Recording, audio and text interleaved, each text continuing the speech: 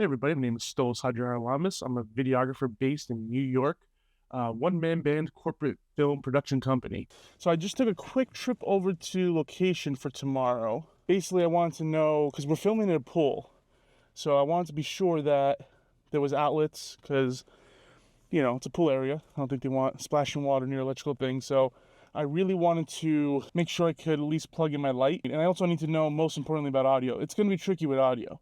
I find the most anxiety-inducing part of like a shoot, for at least for a first-time client or a new location, is walking onto set and being like, okay, where am I shooting this? But I'd rather spend the time now without the stress than be rushed on the day of. We always try to scout, solve as many problems before you get to set, because you're going to have about a dozen or more problems waiting for you. So it's good to just sort of get ahead of it. I'm fairly confident in what we're doing tomorrow. Now I just gotta go home, prep the gear, pack it. So that location that I scouted for the shoots that was supposed to be this morning, the client actually canceled the last, about 9 o'clock last night. He goes, look, we're gonna push the date. We're gonna do it another time. The talent won't be there. So all my anxieties and stress kind of lifted for the moment, because I still think we need some time to flesh it out a little bit. So we're gonna put a pin in that. And it's a retainer client, so it's hourly based, so I didn't lose anything really.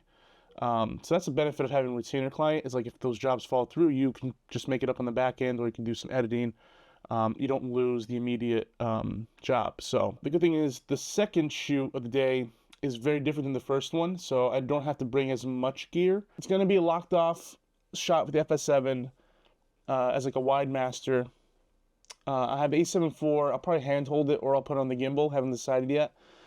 Just to get in, punch in for some close-ups here and there. And then for audio, I have two DJI Mic 2s. One came with the Osmo that I'm using right now. This is like my audio bag. So I have Sony ones, the Sony URX-P03. I got this one about the FS7. I could do that.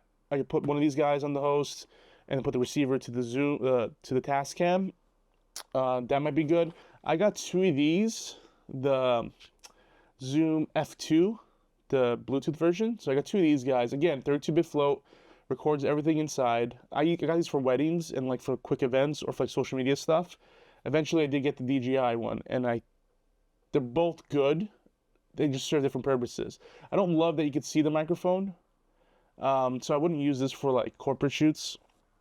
Something like this, like an event like this or social media, totally fine. This one, at least I can put the lav mic on there and just sort of clamp it to them. It's kind of out of sight, out of mind. I have a deity mic that I sometimes use on the A7 IV. It's pretty good. And actually what sold me on this is this custom plate thing here in the back. You see it? Hold on. Let's see it right there. You can slide the the Zoom F2 on there, and then you can plug the mic into that, and then you get 32-bit float recording on your camera. So I wouldn't plug it into the A7 IV. I'd plug it right into the back of this, and it's another option. It's always good to have redundancies. It's always good to have backups, especially with audio. Audio is an unsung hero of this whole journey. Sound will save and elevate anything you do. Anyway, this is the setup of how I did this. The room was nicely decorated. I was able to set up the tripod almost right directly in front of the stage, so that was awesome. You never really get that luxury sometimes in these places. And what I did was an FS7 on sticks with a 17 to 28 millimeter for a wide, and an A7 IV handheld with a 70 to 180 Tamron lens, both Tamron.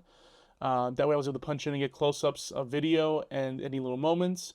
And then I had to be able to switch over to photos real quick. So that enabled me just to be a little bit more fluid with between video and photo. But this is my audio setup. I put the Tascam X8 and I plugged my XLR mic directly into it, just for ambience and as a redundancy. And then this was the microphone I gave the host to hand off to the speakers. There was like about 5 speakers.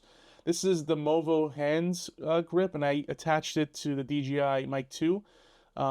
And it worked out really well. The audio was really crisp. There's no bumps.